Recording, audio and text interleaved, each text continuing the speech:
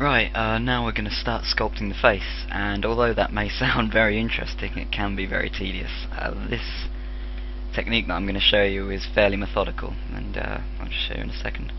You might find it engaging, but personally I find it a bit boring, and the only real fun part is when you get the final result of the nicely sculpted face. So let's get straight on with it. What we're going to do is pull out the vertical series, a series of vertical edges to shape our geometry, like so. Change to edge mode. Alt right click to select a loop, and since they're not connected, I'll Control Shift Alt right click to get them both selected. And what you want to do is change into the side view here, and first off better move that up a bit. You can line it up to wherever you like, really. I think about there's good, just because that's pretty much where we're going to stop the mesh. We'll shape the back of the head separately. Okay, back into edit mode. I think we should have them still selected, yeah. And all we're going to do is pull them out like that. I'll put it in see-through wireframe, and you shouldn't really move them up or down. You can do, but try to avoid it. You want to try and keep the original sort of geometry that you had, and kind of shape it up to the profile. This first move that you're going to do, it should really match up to the profile entirely. And when we get onto the second one, it's where it gets a bit more, a bit hairier, because we don't have a series of reference images for each part of the face. You've got to use your own judgment, really, for how you're going to alter the face. It's not completely flat, but it's also not hugely rounded, I think is the good way to put it. You need to pay a lot of attention to what you're doing, really. And we've nearly finished our first bunch of, and it's a bit of a low resolution. I should have really done it a bit higher res, but it's just because we're blocking out, it's not hugely important.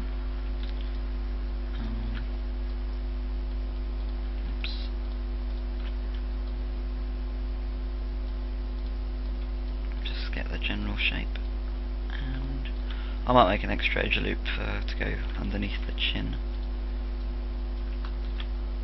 But anyway,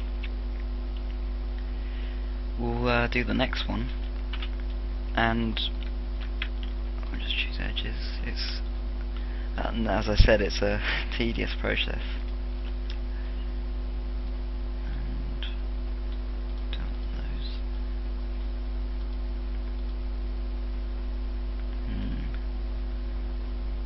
Could add some more geometry, but it's not that important.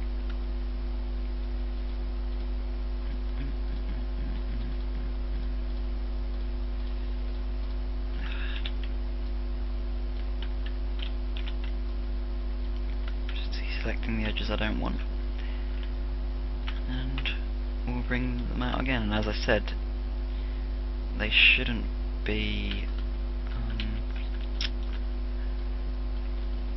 it shouldn't be exactly on the last one. There should be a little bit of give.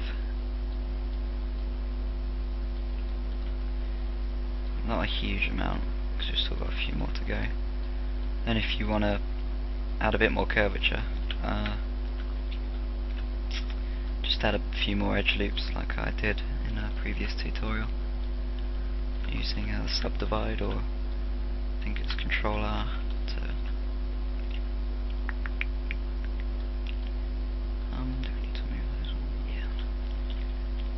so you can already just about see the shape is coming on, but it's a fairly monotonous process, as said already.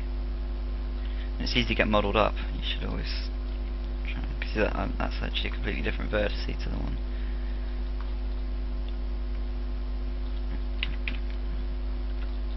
Vertex even.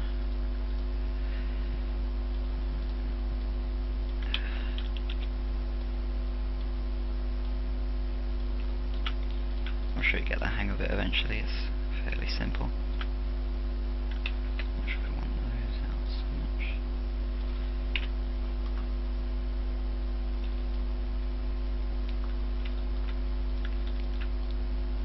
And you'll notice we're getting kind of little discrepancies there. Faces being a bit warped out of the true, but that'll fix themselves as you go along the geometry. And as I said, this is quite the boring part, and I think we'll fade out here and we'll come back in.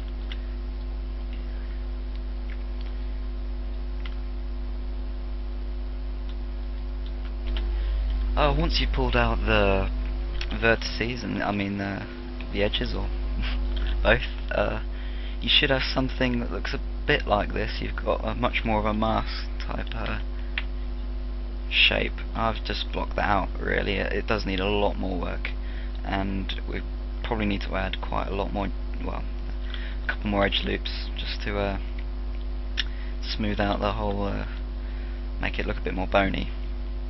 And but you should have something like that, which is fairly simple, and it's okay.